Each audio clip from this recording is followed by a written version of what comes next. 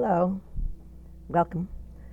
This is Beverly's Ephemera, and it's something that I started because I started to realize that I have a lot of what people call ephemera scattered throughout my house, and I've picked it up various places, or inherited it, or purchased it, or found it on the ground.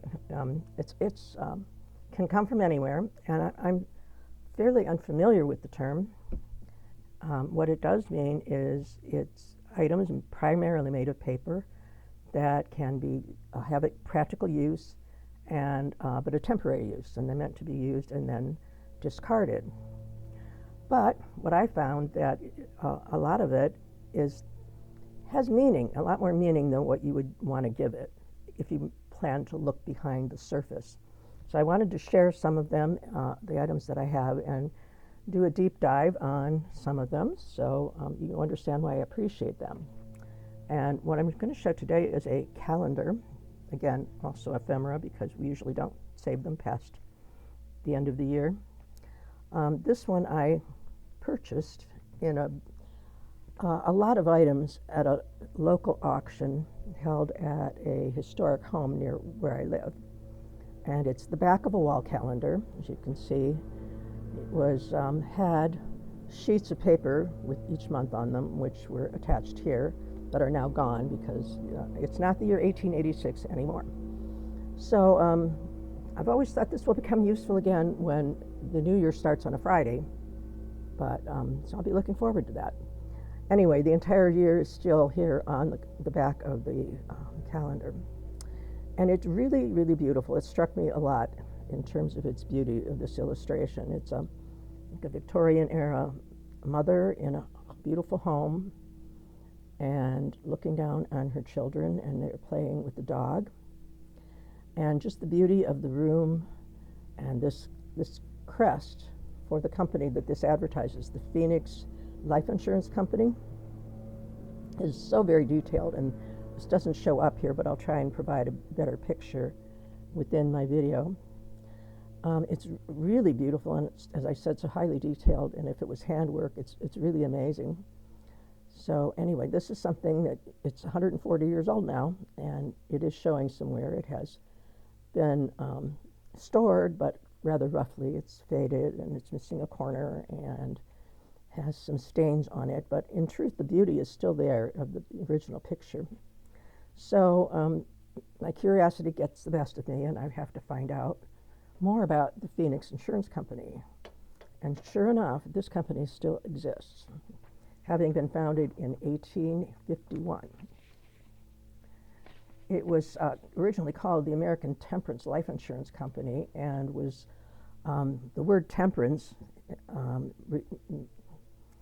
the temperance movement was about removing alcohol from society. So the American Temperance Life Insurance Company only wanted to insure people who didn't drink alcohol. So the temperance movement waned, and it was then renamed as the Phoenix Mutual Life Insurance Company. So through all the years, through all of the additions to their products and the mergers and so forth and so on, they still exist in Hartford, Connecticut. And you can find them on the New York Stock Exchange under the symbol PNX. And I love their crest. Its motto was Restituimus. Probably can't read that. But if my high school Latin does not let me down, that means we restore, or we make restitution, which is perfectly logical for an insurance company. So anyway, I'm still hanging on to it. It still delights me every time I look at it. It doesn't have a specific place in my home, but I run across it during my day, and I can spend a minute appreciating its beauty. So also, I got me curious about the events of 1886. So what happened during this year that we see depicted on the calendar? Quite a few things that had huge impacts on society going forward.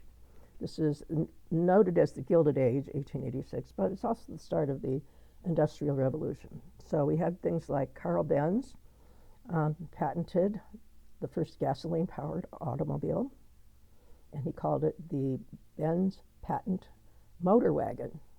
That's a handful for a name, but apt. Also, in that same year, Gottlieb Daimler assembled his first automobile in Germany. So again, we have automakers who are going to be extremely important to society going forward.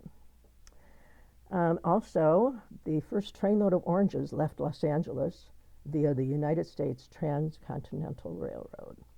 So if you know your history, Transcontinental Railroad was a huge improvement on old forms of transportation to get things and people between the West Coast and the East. So that is a prominent event, I think. Also, the president at the time, Grover Cleveland, dedicated the Statue of Liberty. It's a gift of France, and it is in New York Harbor, as we all know, and the ensuing spontaneous celebration prompted the very first ticker tape parade. People were so jubilant at seeing the Statue of Liberty in New York Harbor. Notable births of that year, the year 1886, were Ty Cobb, baseball player, singer Sophie Tucker, Al Jolson, artist Diego Rivera, and Jacob Astor, future industrialist. Also, Grover Cleveland married Frances Folsom in the White House. She was 27 years younger than him, but love is love, right? And he is the only president to marry in the White House, although some presidential offspring have married in the White House. Excuse me. Also that year, what was called the Arthur Heinz and Company opened in New York City, and they would later become Barnes & Noble booksellers. And another interesting thing in the fashion world, the English style of black tie men's formal dress was brought to America by James Brown Potter at Tuxedo Park, New York, and gave us what we now know as the tuxedo.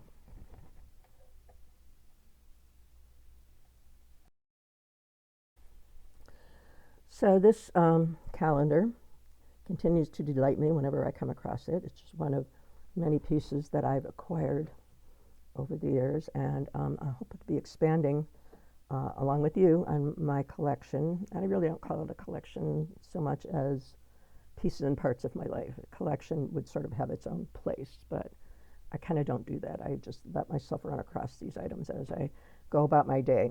So thank you for joining. My name is Beverly Christie. If you're here because you are a viewer of my other channel, which bears my name, Beverly Christie with a K, and you're a fan of the Omer and Ella slideshows, I thank you for watching those. They're going to continue. And I'm going to continue this, and hopefully sharing my ephemera with you and some of the historical facts that are associated with it. So thank you. I hope to see you next time.